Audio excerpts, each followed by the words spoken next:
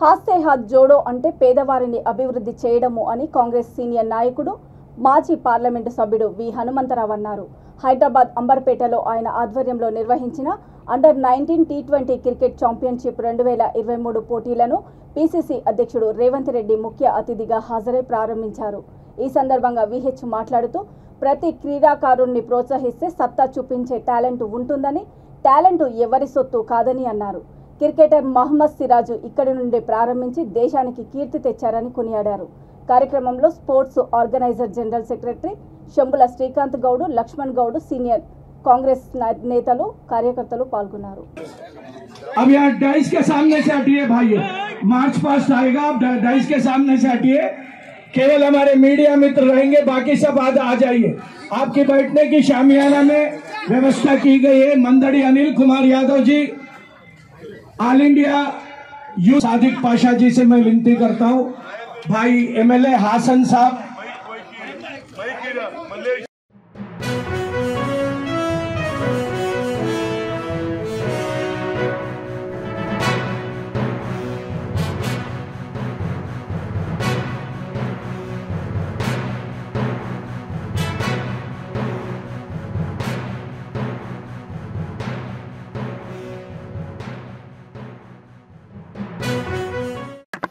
ఎవరు నడవలే, ఎవరు నడుస్తారని అనుకోలే. నిన్నటి వరకు ఆయన పప్పు అన్నారు ఎవరు, ఆర్ఎస్ఎస్ వాళ్ళు. ఇప్పుడు పప్పు బికేమే పప్ప.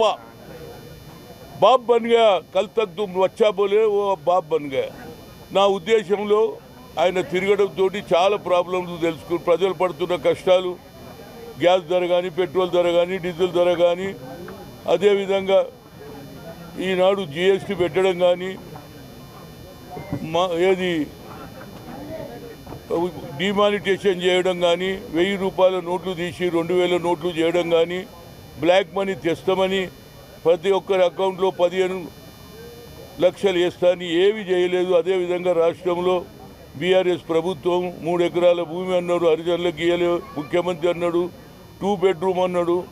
ఇందిరాగాంధీ అయితే 1 బెడ్రూమ్ ఇచ్చింది, అల్లుడు వస్తే ఏడవనుకుంటాడని ఇవన్నీ చెప్పడం జరిగింది. ఇవన్నీ కూడా తెలుసుకున్నటువంటి రాహుల్ గాంధీ గారి ఆలోచనను తండ్రి ఏ విధంగానైతే సద్భావన అని ఆనాడు దేశంలో మతతత్వ పార్టీలు ఏ విధంగానైతే దేశాన్ని విభజించాలని ఆలోచన చేసే సమయంలో తండ్రి అడుగుజాడల్లో నడిచినటువంటి రాహుల్ గాంధీ గారు ఈ కార్యక్రమం తీసుకుని, దానివల్ల కార్యకర్తలు, ప్రజలలో ఎక్కడి పోయినా వేల లక్షల సంఖ్యలో జనం రావడం జరిగింది. అంటే ప్రజల మీద వ్యతిరేక, ఈ ప్రభుత్వం మీద ఎంత వ్యతిరేకం ఉందో తెలవడానికి తెలుసుకున్నాడు. దాని ద్వారా వచ్చే ప్రభుత్వంలో మేమంతా పెట్రోల్ ఏదైతే గ్యాస్ ధర కూడా 500 చేస్తామని, 2 లక్షల రుణమాఫీ చేస్తామని, ఉద్యోగాలు ఇస్తామని, ఇవన్నీ కూడా పబ్లిక్ సెక్టార్లను ప్రైవేట్ చేయకుండా చూస్తామని కానీ ఇవన్నీ కూడా ఆయన చెప్పడం జరిగింది. దాంతోపాటు ఆయన నడిచిన దాని మీద భారత్ జోడో అనే క్రికెట్ టోర్నమెంట్ కూడా గతంలో